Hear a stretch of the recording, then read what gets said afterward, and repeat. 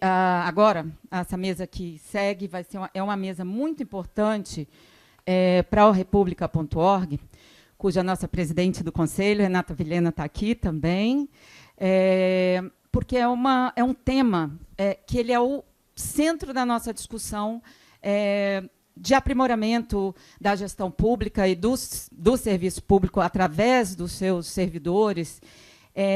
E a ideia dessa mesa era discutir uma coisa que muito se fala sobre o serviço público, mas que há também uma visão um pouco distorcida, e que eu acho que o autor vai falar e esclarecer isso aqui hoje, Bruno Caraza, que escreveu O Brasil dos Privilégios, uma trilogia que está no primeiro volume, muito interessante e que teve bastante visibilidade na imprensa, porque, de certa maneira, é um pouco do imaginário sobre o que é o serviço público no Brasil, e uma coisa que nós, do República.org, tentamos todo dia trabalhar com dados, com informação, para contextualizar isso de maneira mais exata.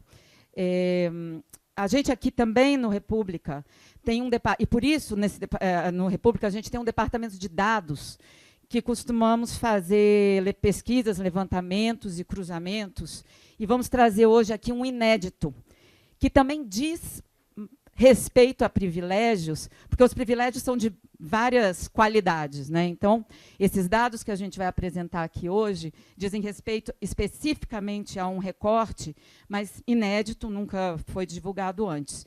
E queria passar a palavra para a Carla, que é a nossa coordenadora de comunicação, Carla Nascimento, coordenadora de comunicação do República.org, e logo depois chamar os nossos convidados, o nosso autor, Bruno Caraza, autor de Brasil dos Privilégios, Rodrigo Cândido, que é o nosso diretor administrativo financeiro e diretor executivo interino do República.org, e mediados pela estrela do Fórum de Teresina, Ana Clara Costa, da Piauí, cuja família está aqui também, honrando a filha. E passo a palavra para você, Carla, e boa Felipe, boa mesa.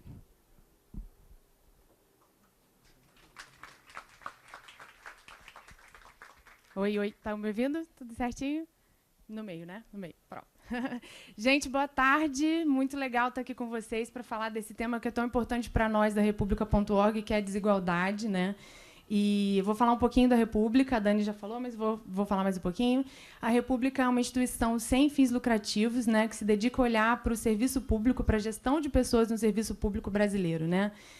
A gente está olhando não só para maneiras de aprimorar o serviço público brasileiro, mas também de valorizar, né, de aumentar a percepção de valor do serviço público, porque a gente trabalha com a convicção de que o serviço público é fundamental para a gente enfrentar as desigualdades que existem no nosso país, né? Sem serviço público não tem democracia, e os servidores públicos são nossos aliados nesse enfrentamento às desigualdades. Então, é a isso que a gente se dedica. E um dos nossos braços de atuação é a produção de dados e conhecimento sobre o setor, né? E a gente levantou uns dados da CIAP de 2024 sobre a concentração de pessoas negras no serviço público, né, em cargos do Alto Executivo Federal. E esse levantamento mostrou, né, acho que talvez não surpreenda, porém é sempre chocante, que a diplomacia é o setor que tem menos pessoas negras, né, especialmente nos cargos, né, mais considerados de mais alto escalão, né? E aí eu trouxe uma colinha aqui, 5,1%, né, dos ministros de primeira classe são pessoas negras. E o segundo lugar no ranking dos piores, né, em concentração de pessoas negras, são os ministros de segunda classe, com 7,4%. Né? Então, a mesa vai abordar esses dados com vocês, mas fica aqui também o convite para vocês seguirem a gente no Instagram, @republica_org, para acompanhar nossas pesquisas e o que a gente tem promovendo de debate sobre o setor. Obrigada, boa mesa para vocês. Boa tarde para todos. Pegando um gancho desse número que a Carla apresentou, eu acho que a gente pode falar um pouco da diplomacia, que é uma carreira que até pouquíssimo tempo atrás exigia exame de francês para admissão, né, no Instituto Rio Branco. E quem poderia fazer um exame de francês uma prova escrita, prova oral, para passar nesse concurso de diplomata, né? Então, por aí você já elimina 99% da população brasileira, praticamente. Então, realmente, já começa... Mas, antes de passar para vocês, quero só fazer um aposto aqui, que, recentemente, pelo menos nos últimos 20 anos, houve uma tentativa, ainda que tímida, do Itamaraty de diversificar um pouco. Eles aumentaram o número de vagas para diplomatas, o número de vagas no próprio Instituto Rio Branco, e o que os diplomatas, na verdade, não gostaram muito, porque quanto mais vaga e mais gente tem entrando, mais difícil fica de ascender ao topo da carreira, que é ministro de primeira classe e embaixador. Então, assim, a nossa diplomacia não gostou muito das poucas medidas que foram tomadas pelo Celso Amorim a partir do primeiro governo Lula para tentar democratizar um pouco mais o acesso. Então, dito isso, passo para vocês comentarem. Bem, obrigado, boa tarde, pessoal. Primeiro, agradecer a oportunidade de estar aqui na mesa. Esse estudo saiu hoje pelo República.org, um estudo importantíssimo para a gente conseguir estratificar esses dados. Nele, a gente consegue identificar que 30%, na verdade, as pessoas brancas recebem 30% a mais do que as pessoas negras, olhando para a mediana, que chega a chocar quando você olha esses números. Esses números estratificados por categoria, a gente consegue olhar os cargos mais baixos, de 0 a 5 salários, uma alta concentração de pessoas negras, e os maiores de 20 salários não chegam a 6%. Então, tem uma inversão também da pirâmide quando você olha a distribuição por salário. Então, acho que é importante a gente sempre abordar isso, e olhando, o livro do Bruno aborda isso, falando de privilégio, não só no funcionalismo público, mas acho que é importante olhar como a distribuição de renda como um todo. Ótimo. Bom, queria primeiro agradecer o convite de estar aqui, Guilherme, Renata, Daniela, todo o time do República. É muito importante para a gente promover essa discussão sobre o serviço público brasileiro, que tem uma função muito importante para a sociedade, né? Um país muito desigual, um país com muitas ineficiências, e a República.org desenvolve esse trabalho muito bacana de refletir, de identificar as boas práticas, e, de uma certa forma, isso conversa com a minha pesquisa.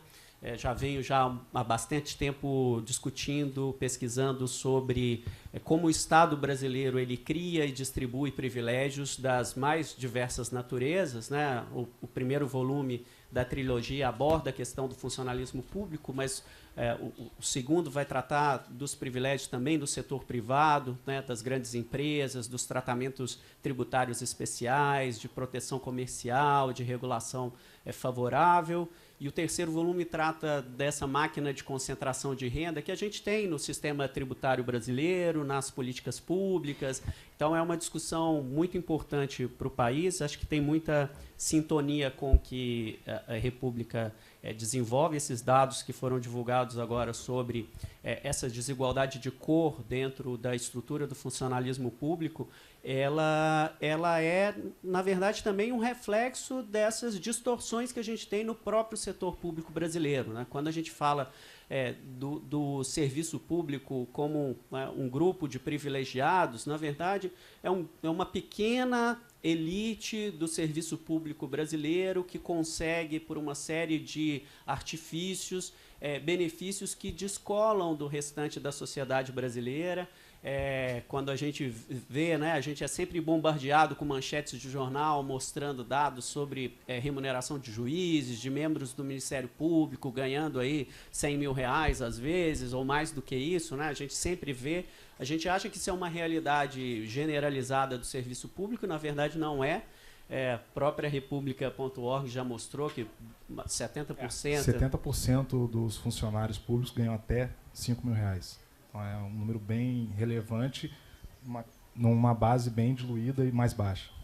E esses dados hoje da diplomacia mostram o exemplo de uma dessas carreiras, né, que consegue, via conexões com os tomadores de decisão, né, com a classe política, por meio de pressão, por meio de lobby junto ao Congresso Nacional, uma série de benefícios que destoam do restante da sociedade e, por outro lado, acabam até minando a legitimidade do próprio serviço público. Porque quando o cidadão vê essas notícias de salários extraordinários sendo recebidos por algumas parcelas de servidores públicos, o cidadão ele começa a questionar o Estado, ele começa a questionar a legitimidade das próprias instituições, e isso é ruim para a nossa própria democracia, para o funcionamento do Estado brasileiro e para a categoria dos servidores públicos como um todo, que não são privilegiados em geral, né? Isso é uma pequena elite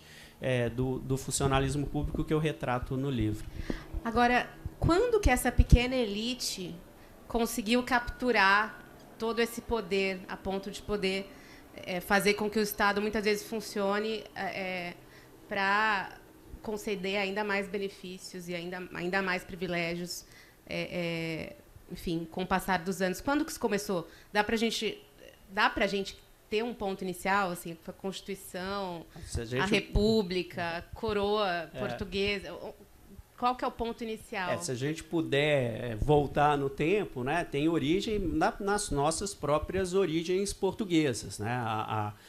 E isso Raimundo Fauro, né, para alguns, Faoro para outros, né, retrata isso muito bem no livro Os Donos do Poder. Até o meu livro faz uma brincadeira, né, falando dos novos e dos velhos donos do poder. Ele mostra muito bem que isso começa lá atrás, na própria início, né, do processo de desenvolvimento português, da expansão marítima portuguesa, que foi um empreendimento de muito sucesso que se deu mediante uma associação entre uma classe burguesa, né, nascente em Portugal, com uma elite de servidores públicos, de magistrados, de generais, de fiscais, de diplomatas, que, ao longo do tempo, foram se fortalecendo as relações entre esses dois grupos, né? De um lado, a coroa portuguesa concedia uma série de benefícios, de privilégios, de exclusividades. Terras, né, sobretudo. Terras, exclusividade de comércio, né? Por outro lado, essas categorias também elas foram se fortalecendo e extraindo cada vez mais poder, cada vez mais benefício.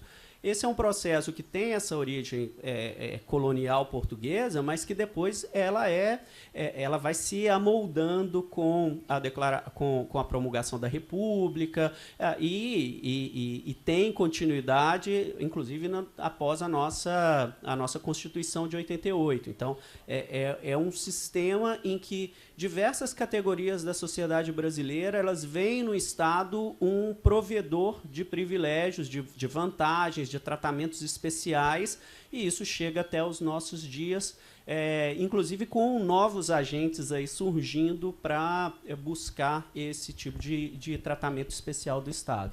Agora, a gente estava conversando agora há pouco em relação à Constituição, né, em que ela coloca o Estado como provedor em coisas fundamentais, né, que são a educação, a saúde e tal, e em coisas não tão fundamentais. Você consegue dizer para a gente, assim, enfim, os aspectos mais complicados quando a gente fala de privilégio na Constituição? Então, a Constituição foi muito importante para democratizar acesso, né? Às vezes a gente perde a noção disso, né? Mas, por exemplo, antes da Constituição de 88, o acesso ao sistema público de saúde era restrito às pessoas que tinham carteira assinada. Com a Constituição, a gente universalizou o acesso à saúde.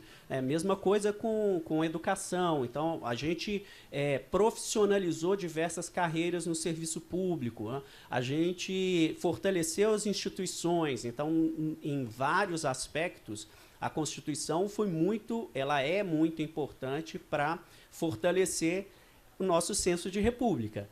Mas, por outro lado, a gente vê permanentemente várias categorias que acabam se valendo desse poder de articulação, de pressão, de lobby, para justamente burlar limites impostos à Constituição. Então, Por exemplo, colocamos na Constituição que haverá um teto para a remuneração no serviço público, uma medida republicana necessária para se evitar distorções. Mas, com o passar do tempo, por meio de interpretações judiciais, por meio de uma série de leituras de textos da Constituição, por meio de decisões que muitas vezes são decisões administrativas, não são decisões legislativas, várias carreiras conseguem burlar o limite do teto, que é um limite republicano, para extrair vantagens pessoais corporativistas para si mesmo. O próprio judiciário, né, se vale de uma garantia republicana, que é a independência dos poderes, para se valer dessa garantia, que era uma garantia institucional, para utilizar dessa suposta autonomia financeira, orçamentária, para criar os seus penduricalhos, que fazem com que, um dado que eu trago no livro, no ano passado, eu baixei as folhas de pagamentos de todos os tribunais e todos os órgãos do Ministério Público que publicam as suas informações na internet. E é possível perceber com esses dados, por exemplo, que mais de 90%, o dado exato são 93% dos juízes e 91,5% dos membros do Ministério Público ganharam mais do que o teto do funcionalismo no ano passado. O teto é R$44 mil por mês, né? Um valor muito alto, né? E a gente teve, por exemplo, mais de 1.000 juízes que ganharam mais de R$1 milhão no ano de 2023. Então, tudo isso por meio de medidas que supostamente são medidas legais, autorizadas por decisões judiciais, mas que, na verdade, elas estão burlando um limite constitucional que não é respeitado mais pelos próprios integrantes do Poder Judiciário. Eu não sei se vocês estão acompanhando a disputa pela presidência do Tribunal de Justiça do Rio de Janeiro, mas ela está muito peculiar ali. Um dos postulantes, ele tem oferecido várias vantagens que ele vai criar se ele for escolhido, o desembargador Luiz Sveiter. E uma delas é, por exemplo, plano de saúde, né? Se você fizer uma cirurgia que custa mais do que o plano cobre, o tribunal vai cobrir isso para você. Auxílio livro de mais de R$15 mil, auxílio pós-graduação, auxílio carro, enfim, uma quantidade imensa de auxílios que ele se propôs a criar e que ele pode criar, né? O judiciário é o único que pode criar regras em benefício próprio. Ministério Público e Judiciário, eles exercem um jogo que é um jogo de, ao mesmo tempo, competição e parceria, porque, como a Constituição, aí de novo, a subversão de um princípio republicano, né? Como a Constituição estabelece que são carreiras similares, né? Todo o benefício que é concedido, o jogo começa assim: um determinado tribunal, como você está relatando, cria um tipo de benefício que a gente chama, né, a gente naturaliza as coisas com expressões corriqueiras, né? A gente chama de penduricalho. Cria-se um benefício, isso é criado em algum tribunal, logo se recorre dentro dos órgãos, das instâncias do judiciário, pedindo a equiparação para todos os juízes do país. Em determinado momento, o Conselho Nacional da Justiça muito frequentemente concede, então aquilo acaba se generalizando para o país como um todo. E, por outro lado, como os membros do Ministério Público eles têm essa equiparação de carreiras, eles também acionam os seus órgãos e se concede também para todos os órgãos do Ministério Público. E o contrário também acontece. Então, essas duas categorias em especial são as categorias que hoje se valem, né, com maior ganância aí, desses subterfúgios que geram essas distorções. Mas, como o ser humano ele nunca se contenta com o seu próprio rendimento, ele está sempre olhando para cima, né, e nunca olhando para baixo, né, Outras carreiras já identificaram o caminho das pedras e, por uma série de outros subterfúgios, outros caminhos, elas também estão criando os seus próprios penduricalhos. Então, os advogados públicos criaram aí os honorários de sucumbência, que era uma verba que ia para os cofres da União, agora é uma verba que é entendida como um recurso privado dos advogados públicos. Os fiscais da Receita também vão atrás e criam um bônus de produtividade. Os próprios diplomatas, quando eles vão servir no exterior, eles têm uma série de pagamentos que fazem com que também levanto esses dados no livro, né? Um diplomata de meio de carreira que vai servir, por exemplo, em Washington, ele recebe mais do que o embaixador da Inglaterra em Washington, né? Por causa dessas vantagens que são definidas infralegalmente. É o próprio Itamaraty que estabelece o valor das diárias, das indenizações quando se vai servir no exterior. Então, essas carreiras acabam agravando essa lógica da desigualdade, porque elas se tornam tão vantajosas que esses concursos acabam se tornando muito atraentes e, em geral, são as pessoas que se especializam em fazer concurso público, em que têm condição de fazer um cursinho preparatório, que acabam tendo acesso a essas carreiras, e é por isso que as desigualdades de raça elas se reproduzem nessa estrutura do serviço público. Rodrigo, separa o joio do trigo para a gente, assim, porque isso a gente está falando da elite, né? Que é a minoria, né? Quantifica para a gente assim, o que esses grupos representam em relação ao todo. Eu acho que é importante separar isso. Quando a gente fala dos 70%, a gente está falando de salários até R$5.000, está falando da professora, está falando da... Então, a maioria ganha menos de R$5.000. Ganha menos grande maioria. Reais, a grande maioria. E é um retrato do desenrolar da sociedade. Então, se for puxar o fio, normalmente auxiliar de enfermagem é aquela pessoa que tem por vocação o cuidar, porque era babá, não tinha profissão, acabou fazendo curso de auxiliar de enfermagem, prestou concurso e passou. Então, essa trajetória que eu acabei de citar é da minha própria mãe. Então, é um relato comum entre funcionários públicos e, principalmente, entre mulheres negras. Então, a alternativa entre estabilidade, em busca de uma renda, de uma profissão, acaba sendo a primeira porta de entrada ser a funcionária pública como auxiliar de enfermagem, como técnico de enfermagem. Isso vale para professor também, então é similar um pouco esse caminho e essa trajetória. Então, por isso, uma base tão inchada, com um salário menor e caracterizado por gênero e raça. E é uma base que não tem um grande poder de lobby, né, Rodrigo, para conseguir melhorar a sua... Por quê? Assim? Porque a força acaba em quem não está lidando na última camada, né? Então a gente estava discutindo até há pouco que é muito mais fácil o juiz, esse promotor fazer o lobby do que um professor fazer esse lobby, do que o pessoal do SUS e tudo mais, porque é muito mais fácil, tem uma caneta na mão, então é muito mais fácil tentar fazer esse lobby por essa via do que o próprio professor. E são carreiras que são muito articuladas, né? Elas em geral, elas têm proporcionalmente um número muito menor de integrantes, eles se articulam, são carreiras muito bem, elas se autofinanciam muito bem, né? Então, 1% da folha salarial dessas carreiras geralmente financia o seu próprio sindicato, a sua associação. Eles têm muita conexão com o poder, né? Com parlamentares, com integrantes do próprio judiciário, com ministros, né? no Poder Executivo, e acaba gerando essa distorção, né? Estamos falando aqui de distorção dentro do serviço público, né? Em geral, carreiras federais ganham mais do que estaduais, que ganham mais do que municipais.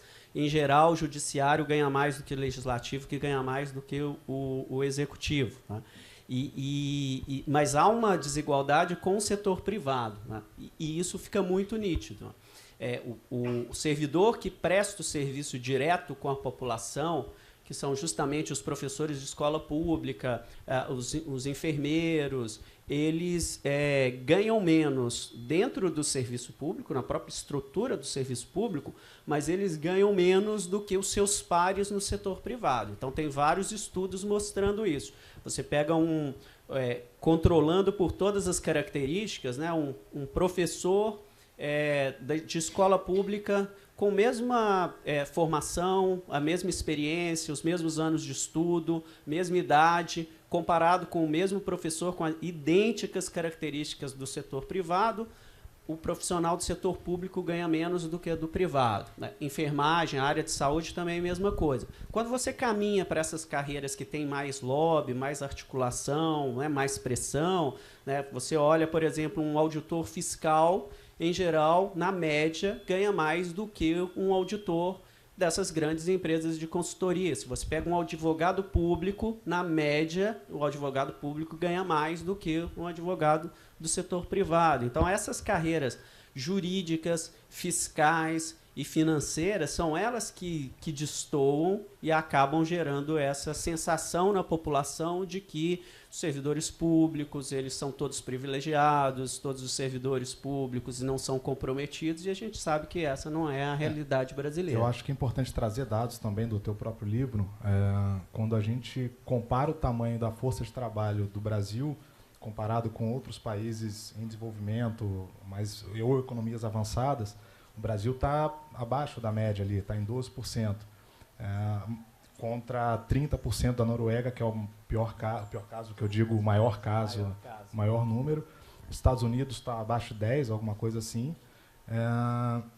Mas o problema é quando você compara isso com a despesa versus PIB. Então, o Brasil ele tem um desequilíbrio aqui, são 12% contra 13%.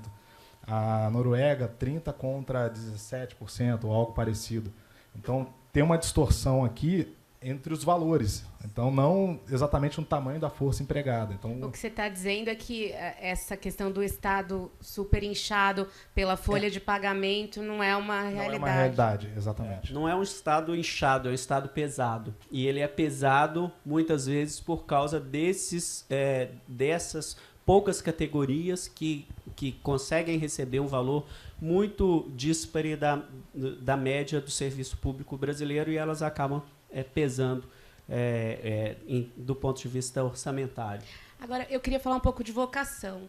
Você colocou no teu livro um exemplo de um desembargador de São Paulo que deu uma entrevista para o Jornal da Cultura, basicamente dizendo que ele ganha pouco, porque ele é tributado, tem imposto de renda, uma tributação alta, ele precisa ter terno bom, ele precisa ter uma camisa legal, ele precisa ter um carro legal. Porque não dá para ir para Miami todo dia para comprar terno. Não dá para ir para ele fala essa frase, não dá para ir para Miami todo dia para comprar terno.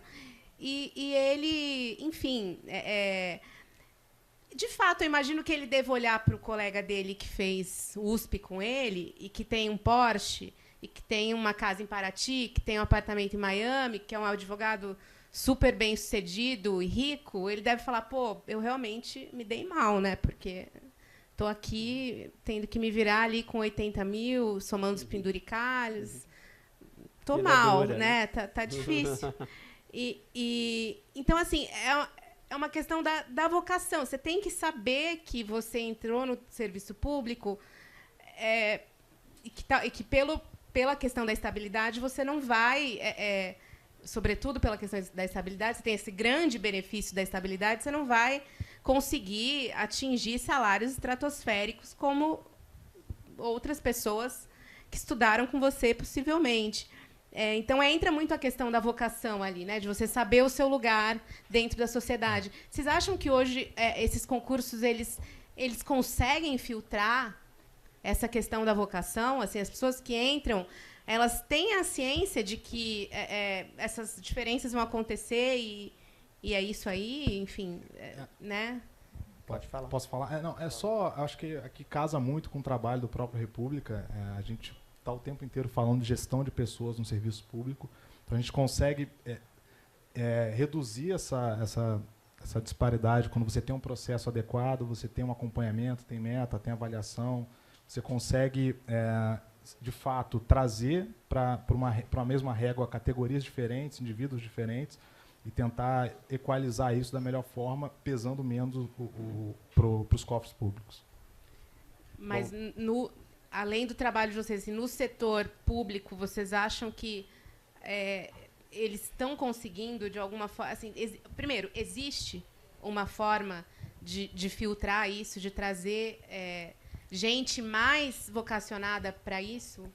Acho que a sua pergunta ela é muito boa, porque ela permite a gente ter várias discussões importantes relacionadas a esse tema, né? Acho que, primeiro, que a gente precisa valorizar as carreiras do serviço público. Então, não estou aqui defendendo que o juiz deva ganhar pouco, né? A gente precisa que várias carreiras do serviço público sejam bem remuneradas, que elas tenham carreiras que as valorize, porque isso daí também está atrelado com a própria qualidade do serviço público, isso está atrelado também, né, com o fato de você não se sentir pressionado, né, sofrer pressões tanto do setor privado quanto do setor público. Então, é importante que haja uma remuneração digna para essas carreiras. É preciso, inclusive, que para várias carreiras do serviço público a gente precisa ter remunerações atraentes para atrair bons quadros para o serviço público. É importante que a gente tenha isso. No entanto, a gente precisa ter uma certa cautela para a gente não gerar os incentivos errados, né? Quando há essa comparação, né, entre alguns servidores, né, principalmente muito comum, como você disse, na área jurídica, né? Você vê profissionais da área jurídica dentro do governo falar, mas meu colega ganha muito mais no setor privado. Mas tem várias questões aí que a gente precisa qualificar, né? Primeiro, essa não é a realidade geral do setor privado. São alguns poucos advogados do setor privado que alçam esses patamares elevados de remuneração. Inclusive, temos uma discussão a respeito de tributação, né, de regimes tributários, que vale a pena a gente aprofundar depois, que é outra pauta que está sendo conduzida aqui, né, pela República, pela Samambaia, né? Mas, então, primeira coisa, que não esses casos são exceção, né? Não dá para aspirar que todos os juízes ganham como os grandes donos das maiores bancas de advocacia no Brasil, né? Não faria sentido isso. Segundo, a gente tem que pesar retorno e risco. No setor privado, o setor privado ele premia o risco, né? As pessoas elas são remuneradas pelas decisões que elas vão tomando ao longo das suas carreiras, e no setor privado são recursos privados, o céu é o limite, né? Nem tanto, porque tem a questão tributária que a gente precisa conversar sobre ela também. Então, fazer essa comparação não se deve, não é uma comparação justa, né? Um advogado público, ou um juiz, ou um membro do Ministério Público, eles contam com essa garantia, que não é uma garantia formal mais, mas é uma garantia de fato da estabilidade, né? Ele tem uma remuneração garantida bastante alta para os padrões brasileiros todos os meses. Eles contam com toda a estrutura, né, do seu escritório, né, que é bancada pelos cofres públicos, né, com assessores, com estagiários, com todos os equipamentos, todo o funcionamento da máquina é custeado com recursos públicos, não é a realidade do setor privado. Então, não é uma comparação justa, né?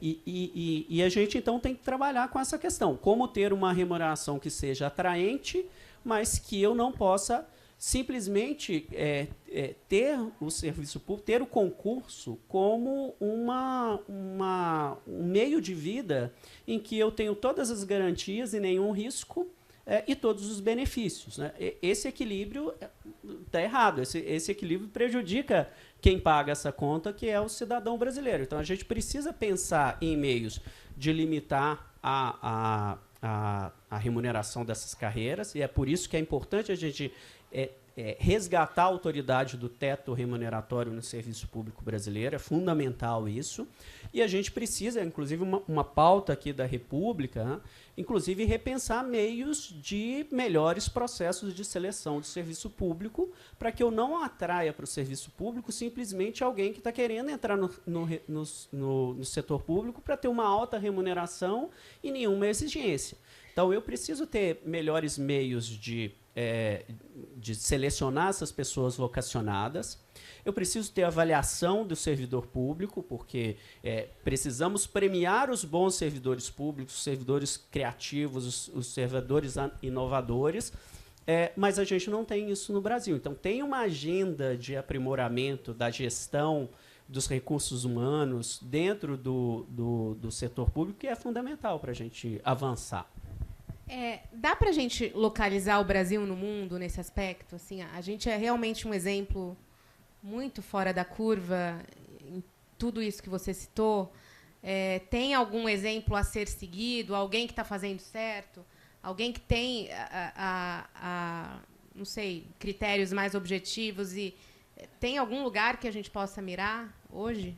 Eu acho que tem... E a gente é um exemplo muito bizarro? A gente tem vários problemas que fazem com que a gente tenha essa distorção, né, de que não somos um país que tem um Estado inchado, então, proporcionalmente, a gente tem menos servidores públicos em relação à força do trabalho do que os Estados Unidos, mas a gente tem essa distorção que essa força de trabalho ela custa muito, ela é muito cara. Então, isso já é um indicativo da distorção, né. Em geral, cada país tem o seu processo de escolha. Os países nórdicos, eles chegaram a um conceito que é importante você ter um amplo sistema público de saúde, de educação, de assistência, de moradia, né? Custa caro, é pago, se cobra tributos para isso, né? Eles têm uma tributação alta, mas eles acham que esse sistema funciona. Né? E tem países que têm estruturas muito enxutas, né? Você pega Japão, pega Coreia, tem uma estrutura muito mais enxuta do funcionalismo público e também é equilibrado. A gente fica no meio do caminho, não temos tantos servidores, mas o sistema custa muito caro. Então, daí a gente já tem um indicativo de distorções. Tá? No restante do mundo, tem várias boas práticas de estruturação de carreira.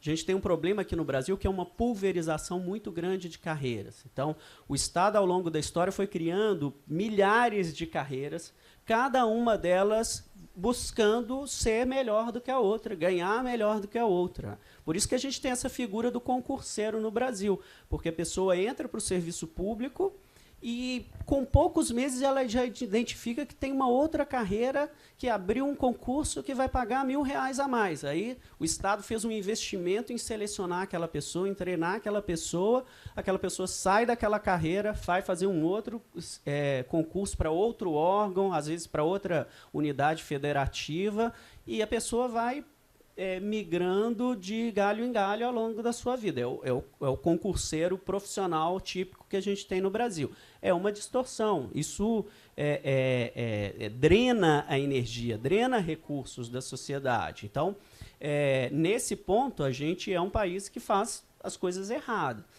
Mas você me pergunta de boas práticas internacionais, a gente tem boas práticas nacionais de órgãos de governos estaduais, de governos municipais, que estão conseguindo racionalizar as suas estruturas, que estão conseguindo racionalizar as carreiras, construir planos de carreira que deem os incentivos corretos para esses servidores. E aí, nesse ponto, eu acho que a República.org tem feito um trabalho muito importante de coletar essas experiências, de divulgar essas experiências, de premiar bons servidores públicos, né? Esse é um dos fala trabalhos um pouco do importantes. prêmio. Eu acho que é importante falar aqui, quando a gente traz boas práticas, a gente tem a premiação do Prêmio Espírito Público, que é muito do que a gente estava falando de vocação, de bom trabalho, de bons exemplos. A gente, uma série de funcionários públicos submetem projetos, submetem trabalhos, e aí tem uma banca de avaliação e a partir daí sai uma premiação. Então, acho que isso traz muito a ideia de vocação do serviço público. Mas também, o que eu acredito fortemente aqui na parte de gestão, a gente tem que ser eficiente na atração, na contratação e na retenção. Às vezes a gente certamente está falhando em uma dessas etapas para não chegar nesse objetivo final, que é trazer o vocacionado, alargar a base de entrada, depois corrigir isso inflacionariamente. Acho que talvez falte isso para a gente ter uma distorção menor e corrigir principalmente na entrada. Agora, gente, é uma discussão muito complexa, né? Porque, vou pegar um exemplo que acho que muita gente acompanhou no noticiário, né? Quando a gente teve aquela tentativa de desvio das joias do Bolsonaro, que o auditor da Receita Federal impediu que esses presentes fossem levados ali na mochila do assessor do ministro, e a presidência da República tentou, se eu não me engano, 7 vezes obter esses presentes, e a Receita não deixou. E essa mesma Receita Federal, ela contratou, por meio da Associação de Auditores Fiscais da Receita, contratou o Romero Jucá, ex-senador, ex-ministro, e hoje talvez o lobista mais poderoso de Brasília, para fazer lobby para ela na reforma tributária, foi isso? Não, para conceder o bônus de produtividade da Receita. Para conceder o bônus, exato. Então, assim, você tem uma carreira fundamental que em diversos momentos se provou muito fundamental e que, ao mesmo tempo, tem outros expedientes ali para conseguir mais e mais, né? Assim, é complexo, não é fácil a gente dizer tá super errado e nem tá super certo, né? Assim, eu conto esse episódio lá no livro justamente para refletir sobre essas distorções e como que é difícil você chegar nesse equilíbrio, né? Porque a ideia da proteção das prerrogativas que essas carreiras têm é justamente para desenvolver esse papel, né? Não, e é fundamental você pegar um gestor do IBAMA no período das queimadas ou no governo anterior, que essa não era de forma nenhuma uma prioridade, pelo contrário, né? Então, assim, enfim, é bem complexo. A discussão é complexa, não é? Tem muitas nuances. É super complexa e foi bom você ter mencionado, inclusive, a questão do gestor do IBAMA, né? Porque essas carreiras elas precisam ser fortalecidas para elas não cederem a essas pressões. Às vezes é pressão do próprio setor público, né, de autoridades públicas, principalmente autoridades políticas, né, como foi o caso das joias. Às vezes é pressão do setor privado, né? O fiscal do IBAMA está ali a todo tempo sendo pressionado por fazendeiros, por garimpeiros, por grileiros de terra. Então, é uma atividade muito arriscada, né? Então, eu preciso proteger essas carreiras para elas não cederem à pressão. E isso é importante, né? Mas, por outro lado, essas carreiras não podem se valer desse status que elas têm, né, de desempenharem um papel importante para extraírem benefícios que vão além do que seria necessário para elas exercerem esse papel. Então, quando a Associação da Receita contrata o Romero Jucá para fazer lobby junto ao Executivo e ao Legislativo para aprovar um bônus que, segundo agora, vai custar... O fiscal da Receita chega a ganhar 30 mil, 33 mil reais por mês, né? Com esse bônus, ele vai chegar a ganhar 44 mil por mês. Um bônus de 11 mil reais que deve começar a ser pago em 2025 e vai chegar a 11 mil em 2026. Né? Quando ela faz isso, ela está se valendo desse status de carreira estratégica para, assim, extrair uma vantagem que, a meu ver, é uma vantagem indevida, porque já tem uma estrutura remuneratória muito satisfatória para essa carreira.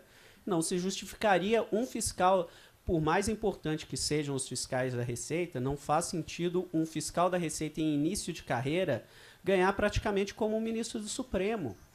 Tem alguma coisa errada nesse sistema, né? E aí foi bom você falar do gestor do IBAMA, porque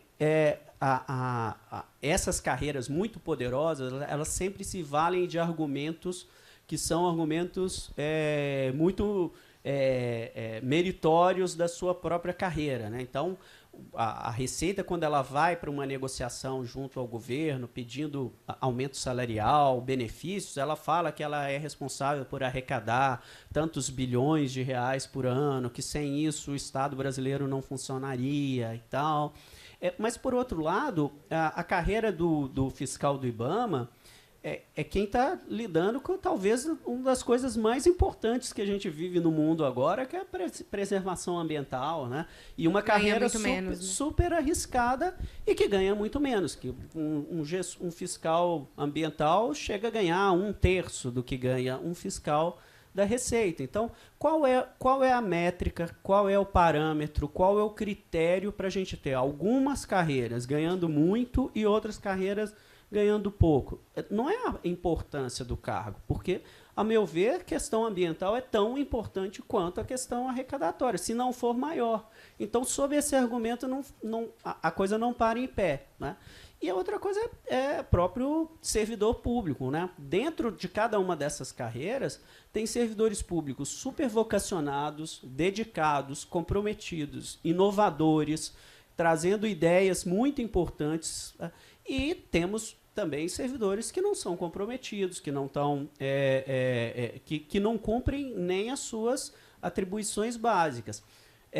A gente precisa ter um sistema de avaliação que separe um grupo do outro, né? E que os bons servidores, independentemente da carreira, eles sejam premiados, e aqueles servidores que não desenvolvem a sua atividade a contento, eles não recebam o mesmo valor. E, inclusive, se não tiver, se comprovadamente eles ficar demonstrado que eles não contribuem para a sociedade, esses servidores têm que ser exonerados, né? Lógico que mediante o devido processo legal, com uma avaliação, com pessoas isentas, para justamente evitar a perseguição. É possível fazer esse arranjo, né? Não é algo... A gente tem especialistas dentro do próprio setor público, a gente tem especialistas na academia, a gente tem boas práticas internacionais, temos boas práticas no setor privado que podem ser adaptadas para a gente ter um serviço público que tenha os incentivos corretos, para premiar os bons servidores. Agora, o serviço público ele também tem uma postura contraditória, que eu não sei qual das partes ganha, mas de indutor de desigualdade no topo, né, criando carreiras extremamente privilegiadas, e redutor de desigualdade na base, permitindo acesso de pessoas, enfim, que se não... E aí, sei lá, entrando numa carreira de base ali, ganhando um salário muito baixo, mas que não fosse isso, poderia ser muito pior, né? Então, existe essa análise, assim, alguém já estudou isso, o quanto o serviço público é redutor de desigualdade ou indutor de desigualdade? Não sei, vocês conhecem alguma... Não, tem os dados que a gente traz de distorção, mas muito mais olhando a entrada e categorizando essas entradas, mas, de fato, não tem um avanço para entender se isso seria pior ou melhor na vida da pessoa. Agora, a gente estava conversando lá dentro, né? Você estava explicando que, de certa forma, quando a gente olha a distribuição social por cor, por gênero, no serviço público é muito parecida com a nossa sociedade como ela é, né? A distorção, sim, exato. De novo, voltando lá para os dados municipais, onde a gente tem um menor escalão, menor de salários, a gente está falando da professora, está falando do sistema de saúde, 66% das mulheres estão no município. Quando você vai para a esfera federal, você tem 30%, algo em torno disso. Então, se tem uma distorção também nessa distribuição, não é uma distribuição que, de fato, representa o censo. Então, você tem 50% das pessoas, ou mais de 50% da população é negra, e você tem menos de 3% dessa população em grandes cargos, ou 5%, que é o caso do número que a Carla falou, em carreiras diplomáticas. Então, isso não é uma representação legítima da população brasileira. Vou até aproveitar o gancho dessa pergunta sobre concentração de renda e no fundo, mobilidade social, né, que é isso que você está falando, que isso é um problema que o Estado brasileiro tem em relação não apenas à estrutura do serviço público brasileiro, né, que, graças a esses privilégios que a gente está discutindo aqui, você tem uma pequena elite de servidores que ganha muito acima e uma base que ganha muito pouco. Mas essa atuação do Estado em concentrar renda e em não promover mobilidade social é algo que o Estado brasileiro proporciona, né, gera para a sociedade, né, para a nossa sociedade, para o nosso país, por meio de outros incentivos que chegam no setor privado, né, que é também a pauta que a Samambaia tem conduzido sobre tributação de renda, né. Quando a gente vê as escolhas que a gente faz do ponto de vista tributário, né, e aí eu estou olhando agora para o setor privado, né, o Estado brasileiro ele usa o seu aparato tributário, ou, melhor dizendo, o aparato tributário é usado por diversas categorias e setores na sociedade brasileira para aprofundar esse processo de concentração de renda e de baixa mobilidade social, né? Então, é uma discussão que não está restrita à questão dos privilégios dentro do setor público. O Estado brasileiro, por meio, por exemplo, da tributação de renda, ele induz uma concentração muito grande, uma desigualdade muito grande, por meio também junto perante o setor privado. Exato. Então, se a gente pegar a informação pública de como está o pagamento de imposto de renda, os mais ricos não necessariamente eles pagam mais impostos. Então, isso vale para a empresa também, vale para o lobby. Então, empresas que têm o mesmo faturamento não necessariamente pagam a mesma alíquota de imposto. Isso tem obviamente uma origem do lobby, tem uma origem de quem chega primeiro consegue mais benefício e essa é uma consequência de como a sociedade está amarrada. Então, isso vale para a empresa, vale para o serviço público, vale para o indivíduo pagando imposto sobre renda. Uma vez eu até conversei com a Haddad sobre isso, né, sobre a tributação, por exemplo, do agronegócio, que é um setor extremamente importante para o PIB, produz, enfim, o que a gente vê, né, e a tributação sobre a terra é mínima, é de 2%. E eu falei, como não mudar isso, né? E aí tem dois argumentos, né? Você tem uma bancada no Congresso muito forte defendendo os interesses desse setor e o que ele me disse foi da própria questão do protecionismo, né? A maior parte dessa produção ela é para exportação, então você aumentar a tributação, por mais que seja justo, por mais que seja necessário e por mais que a gente precise dessa tributação, enfim, para o nosso orçamento público, justamente para distribuir melhor esse dinheiro, isso tornaria, diante do protecionismo que existe no mundo, as nossas exportações muito pouco atrativas, né? Então, tem outras questões também que acabam reforçando, né, esses benefícios, né? Eu tenho agora me dedicado muito a essa pesquisa, né, sobre a forma de tributação no Brasil, tanto do ponto de vista das empresas quanto do ponto de vista das pessoas físicas, toda essa questão, né, da regulação que a gente tem no Brasil, das políticas públicas e uma das constatações que eu chego é que a gente, estou falando não só as autoridades públicas, mas a própria sociedade, né? A gente é muito refém de argumentos terroristas vindos dos diversos grupos da sociedade que se beneficiam desses benefícios, né? Estou sendo redundante aqui, mas se beneficiam desses incentivos. Então, todas as vezes que se coloca em discussão algum tipo de benefício ou algum tipo de programa governamental que aparentemente não traz resultado, que gera uma perda fiscal muito grande ou que gera distorções sobre outros setores da economia, sempre se tem esses argumentos, né?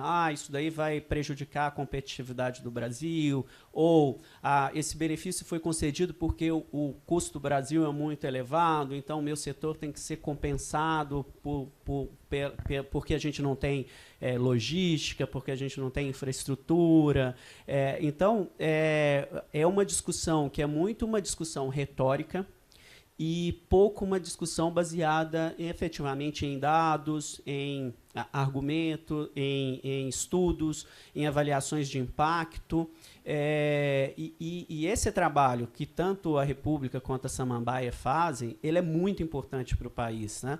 Que é mergulhar nos dados, primeiro, gerar dados onde a gente não tem dados, mergulhar nesses dados, mobilizar a comunidade acadêmica que a gente tem, que excelentes acadêmicos que a gente tem no Brasil, nas nossas universidades públicas e privadas, para analisarem esses dados e fazerem esse tipo de avaliação com base em dados concretos, né? Faz sentido ou não faz sentido dar esse incentivo para esse setor ou não? Né? A gente só vai saber isso se a gente tiver dados, se a gente mergulhar nessas informações, fazer as devidas avaliações e chegar a uma conclusão. Olha, faz sentido ou não faz sentido, ou não faz sentido, então vamos pensar num processo aí de uma espécie de desmame desse setor, que a gente vai reduzindo gradualmente esse benefício ao longo do tempo, ou compense essa perda desse tratamento privilegiado com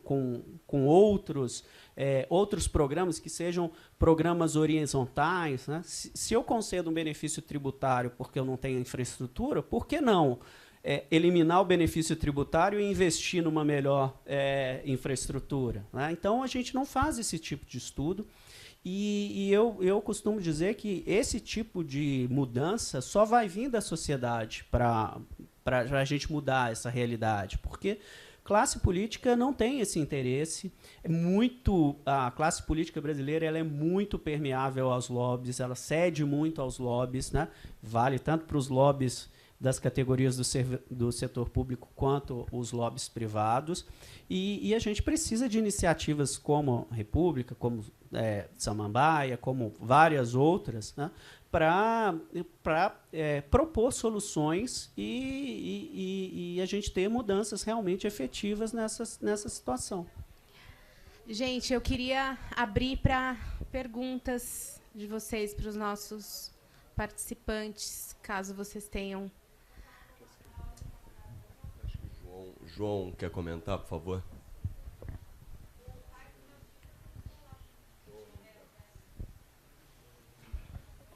Boa tarde a todos, boa tarde, Bruno. Parabéns, eu li o teu livro, estou nos últimos capítulos, é impressionante a análise que você faz do que você acabou de falar em detalhes. Vou reler as partes grifadas, e foi dito agora do tal juiz que disse que não podia comprar mais ternos em Miami. Isso e o resto do livro que eu li, estou nos últimos capítulos, mostra um descolamento da realidade desse setor, que, aliás, é um descolamento de grande parte de uma elite brasileira em geral, mas dos servidores públicos, como se fosse um direito garantido e difícil, e você mostra no livro o quanto eles têm o poder junto ao Congresso, junto a deputados, junto a senadores, através das associações deles, o poder que eles têm de manter e aumentar esses lobbies. Hoje, na Folha de São Paulo, tem um artigo enorme sobre a sucumbência, né, que todo mundo sabe que os advogados, quando perdem uma ação, um cliente, quando ganha uma ação, a pessoa que perdeu paga o advogado de quem ganhou. No caso da sucumbência do Estado, a Associação de Advogados da União conseguiu com que eles são pagos para ganhar a ação e conseguiram que eles ganhem o dinheiro da ação. Isso faz, inclusive, você diz no teu livro, com que eles até incentivem a criação, o surgimento de ações judiciais em vez de acordos, né? Bom, uma pergunta. Eles ganham promoção, pelo que eu vi, em vários setores, parte do setor público, eles ganham uma promoção automática, independente de mérito, diferente da iniciativa privada, que você sobe de acordo com a tua capacidade. Então, você sabe que você vai ganhar um maior salário. Você vai se aposentar com o último salário, coisa que no INSS não existe. Isso é uma falta de incentivo de produtividade, né? A pergunta, não seria interessante um misto de de meritocracia, que já tem se falado muito no sistema brasileiro, mas não sai do papel. A que ponto nós estamos nesse sistema, nesse ponto de meritocracia no serviço público? Primeiro, obrigado pela leitura e fico muito feliz por saber que meu livro está circulando. E acho que temos boas ideias, temos boas propostas, tem uma agenda de avanços para a gente corrigir muitas dessas distorções. Tá? E acho que boa parte dessa agenda, inclusive, vem sendo tocada aqui pela República.org. Né? Acho que primeira coisa é a gente resgatar essa autoridade do teto. A Constituição fala que o teto remuneratório do serviço público é a remuneração do ministro do Supremo Tribunal Federal. Ponto. Não tem exceção, não tem interpretações hermenêuticas que levem a não respeitar esse dispositivo. Então, a gente precisava resgatar isso. Tá? A gente precisa... Isso, que é uma interpretação jurídica que o próprio judiciário tem, de que se eu classifico a verba como uma indenização, ela não está sujeita ao teto. Mas não tem isso na Constituição, não tem essa disposição. Né? Então, uma criatividade hermenêutica, interpretativa, que essas carreiras usam para burlar a lei. Então, acho que o primeiro ponto seria esse. Né? Segundo, a gente precisa pensar em estruturas de carreira. A gente precisa ter carreiras que, primeiro, tenham patamares de entrada baixos e a pessoa vá progredindo ao longo do tempo, desde que sujeita a avaliação, desde que sujeita, por exemplo, a capacitações. Então, a gente precisa pensar numa forma de estruturas de carreiras em que a pessoa seja premiada pelo seu mérito, pela sua dedicação, pelo seu compromisso com o serviço público. Então, é possível a gente avançar nesse tipo de agenda. No entanto, falta interesse político para enfrentar o poder dessas carreiras, que são carreiras muito bem articuladas, são carreiras que muitas vezes amedrontam a classe política. Né? A classe política tem medo da Polícia Federal, a classe política tem medo dos juízes, do Ministério Público, então nem se fala. A classe política tem medo da Receita Federal. Então, a gente precisa avançar numa resistência a essas pressões dessas carreiras. E acredito que isso só vai acontecer com a disseminação de dados, de informações, de evidências para a sociedade, para que a sociedade cumpra esse papel, né? De dizer não à criação de mais um penduricalho, de dizer não à proliferação desse sistema que a gente tem. Então, temos boas ideias, boas propostas, mas a gente precisa exercer um papel que eu acho que um bom exemplo é a reforma tributária que está prestes a ser aprovada agora do consumo. Né?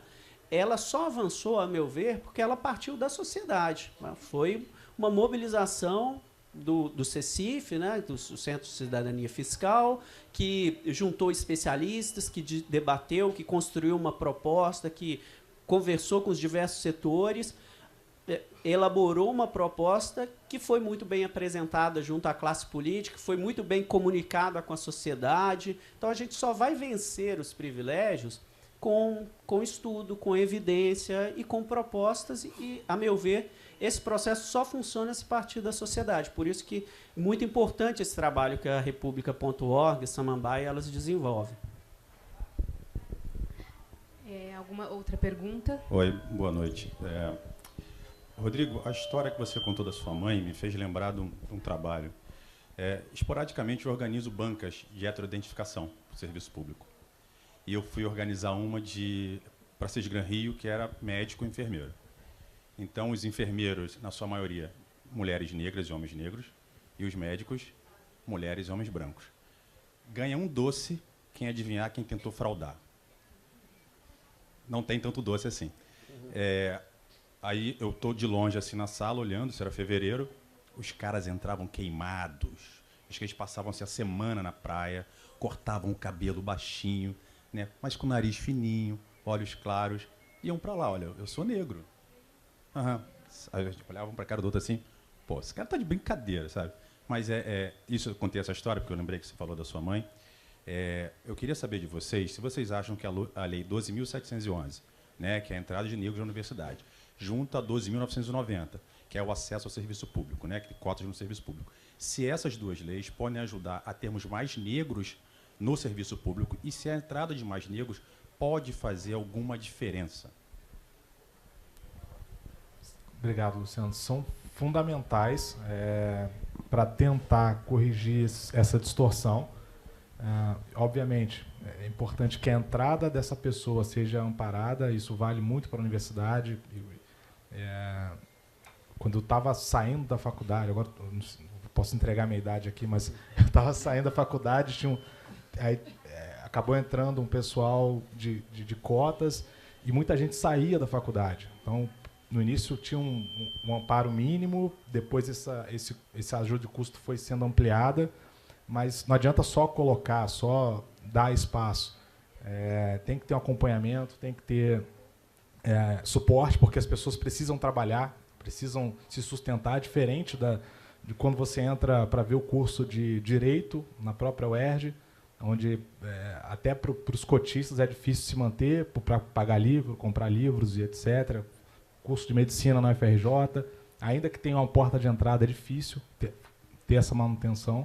Então, tem que ter alguma rede de amparo, sim, mas é fundamental para poder a gente tentar mitigar e reduzir essa distorção. E agora saiu um estudo que o cotista, acho que só em universidade pública, ele completa 40% das vezes o curso, e o cotista de universidade pública completa 41%, e o não cotista, eu acho que 35%. Então, inverteu. Que é um número que antes não era uma realidade. Então, essa política de acompanhamento foi se dando pela necessidade. Os próprios centros acadêmicos se organizaram também nas universidades para poder trazer essa recomendação junto às unidades. Quero completar aqui a pergunta do Luciano, que é muito boa. A questão do governo criar cotas, ela é fundamental não só para oportunizar, né, como o Rodrigo respondeu, mas é fundamental que a gente tenha na área pública o olhar do negro, da mulher, do índio para a formulação da política pública, porque eles conhecem muito mais as questões do que o branco, né, que é a grande maioria, como foi dito aqui. Então, esse olhar para ter políticas apropriadas para o gênero, para a raça, é fundamental para que a gente tenha a melhor prestação de serviço.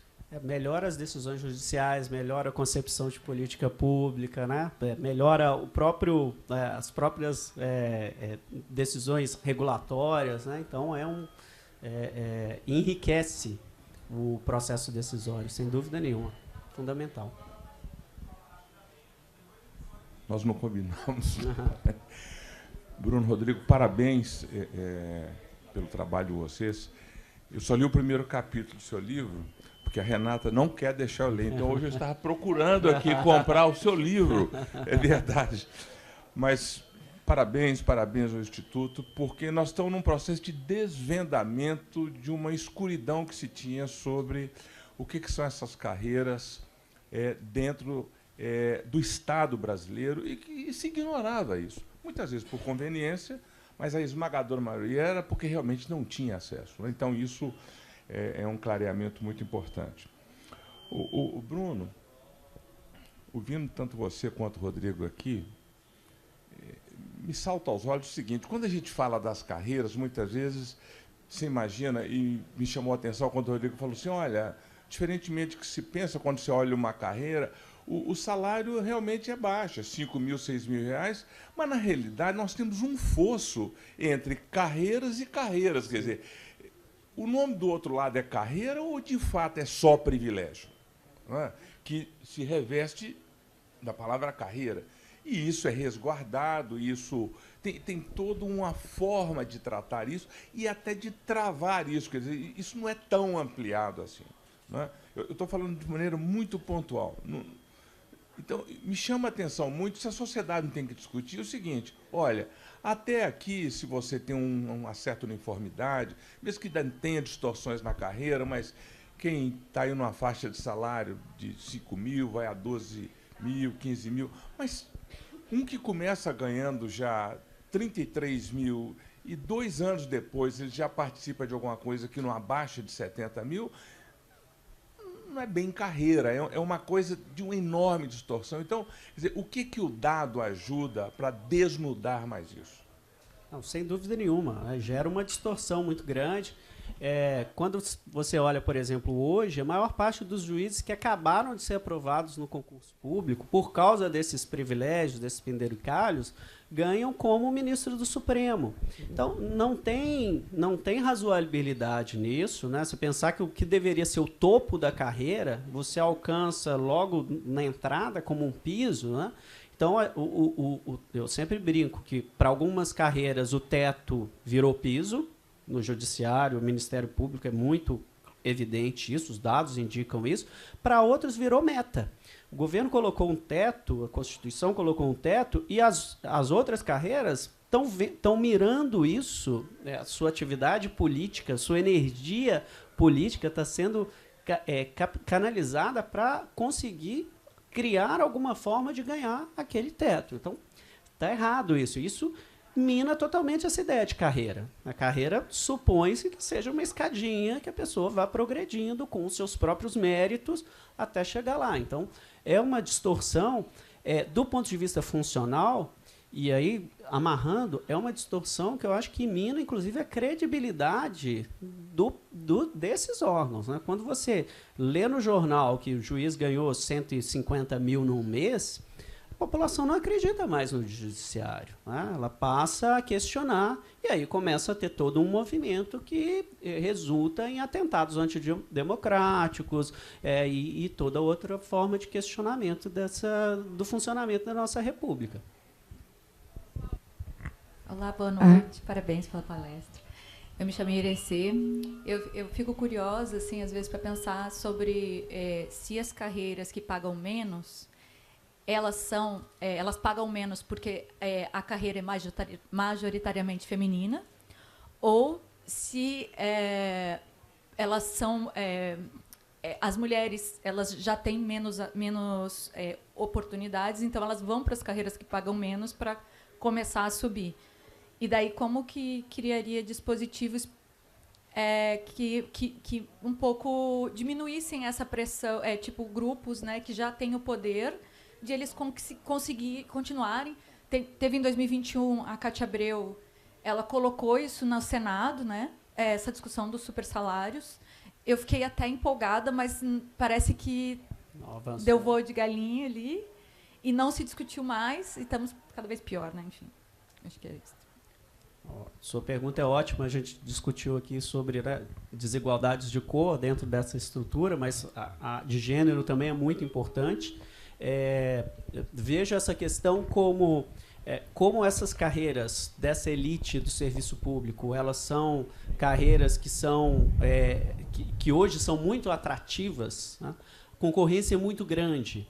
E muitas vezes as mulheres levam desvantagem nessa concorrência porque é preciso dedicar muito tempo para a preparação para esse concurso, é preciso dedicar muitos recursos e, muitas vezes, tanto pessoas mais pobres, pessoas de cor e mulheres, né, que têm outras demandas, dada a nossa estrutura social, não têm as condições de se prepararem devidamente para esses concursos a ponto de terem chances de serem aprovados. Então, acho que tem um processo que tem a ver com a seleção, mas tem um processo também de ascensão nessas carreiras, né? Inclusive, foi um movimento recente agora dentro do judiciário, porque no processo de ascensão funcional dentro do judiciário, havia um claríssimo viés contra as mulheres nas indicações e nomeações para, por exemplo, se virar desembargador, para se virar ministro. Então, isso gerou, inclusive, um movimento forte das magistradas para se mudar a resolução do Conselho Nacional de Justiça e você permitir ter mais igualdade para a ascensão dentro das carreiras. Então, vejam, são problemas de seleção, são problemas também de ascensão dentro das carreiras que geram essas discriminações no setor público brasileiro. posso só complementar aqui, talvez responda parcialmente a tua pergunta. Quando no estudo feito hoje pelo Republic.org, a gente tem as 4, 5 primeiras carreiras que são as mais bem remuneradas e onde tem o menor percentual de pessoas negras. Então, a gente tem 3 cargos de diplomacia, medicina e analista CVM. São os principais cargos com maior remuneração e menor percentual de pessoas negras.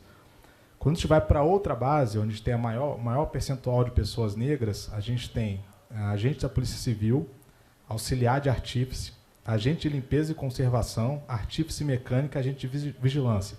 Então, claramente, é a forma e a oportunidade que você está dando que está categorizando a entrada. Então, isso provavelmente se repete quando se for estratificar isso por gênero, não só por raça.